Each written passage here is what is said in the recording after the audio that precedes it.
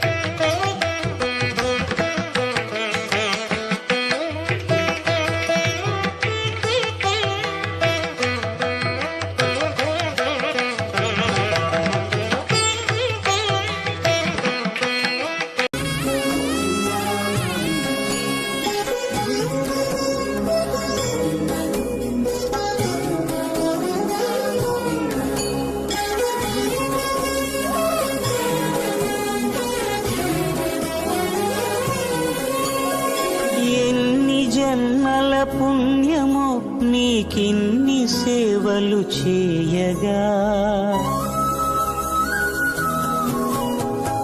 ఎన్ని జన్మల పుణ్యము నీకిన్ని సేవలు చేయగా ఎన్ని జన్మల పుణ్యము నీకిన్ని సేవలు చేయగా ఏడు కుండల దేవరా ఈ భాగ్యమంతా మాదిరా ఏడు కొండల దేవరా ఈ భాగ్యమంతా మాదిరా ఎన్ని జన్మల పుణ్యము నీకిన్ని సేవలు చేయగా.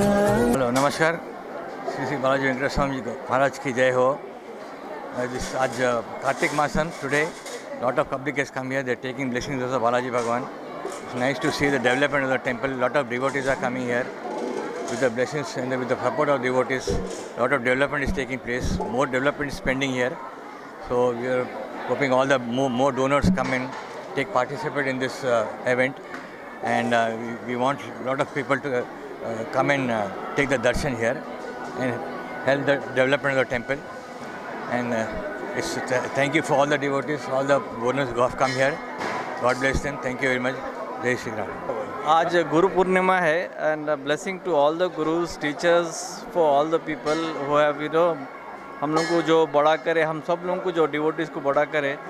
आज बहुत अच्छा कार्तिक पूर्णिमा है, गुरु नानक जी का बर्थडे है और भगवान की कृपा से सब जो है जो भी आगे बढ़ना है बढ़ेंगे. और ये सब ब्लेसिंग ओनली गुरु जी का ब्लेसिंग की है, भगवान का ब्लेसिंग और गुरु जी टीचर्स को वी शुड रियली थैंक जो हम लोग को सबको बड़ा करके अच्छा केपेबल इंसान बनाए हम सबको.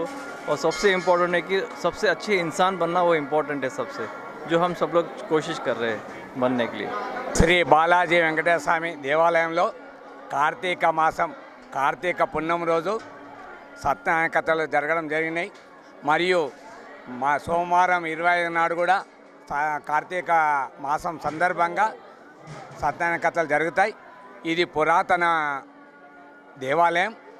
నిజాం సర్కార్లో కిషన్ ప్రసాద్ గారు ప్రైమ్ మినిస్టర్గా ఉండి ఈ దేవాలయాన్ని కట్టడం జరిగింది. దీన్ని మధ్యలో రెన్యువేషన్ చేయడం జరిగింది. కాబట్టి భక్తులు, తెలంగాణలో ఉన్న భక్తులందరూ ఇక్కడికి రెగ్యులర్గా వస్తుంటారు. బ్రహ్మోత్సవాలు డిసెంబర్ 6 నుంచి ప్రారంభించడం జరుగుతుంది. అది కూడా పెద్ద మొత్తంలో జరుగుతాయి. మరి వైకుంఠ ఏకాదశి రోజు కూడా 1000 మంది దర్శనాలు చేసుకుంటారు అని ముగిస్తుంది. రోజు ఈ పున్నమ రోజు ధూల్పేట్లో ఉన్న వాళ్ళు పెళ్ళిళ్ళు చేసుకున్న వాళ్ళందరూ ఫ్యామిలీ అందరినీ కలిసి ఫ్యామిలీ మొత్తం చుట్టాలందరూ కలిసి ఇక్కడికి వచ్చి భోజనాలు చేసి వాళ్ళ బాసింగాలు ఈ గుండంలో ఇడిసి పోవడం ఆచారంగా జరుగుతుంది కొన్నేళ్ల నుంచి. ఈరోజు ఇక కొద్దిగా 1 అవర్ అయిపోయాక ధూల్పేట వాళ్ళే ఇక్కడ ఉంటారు.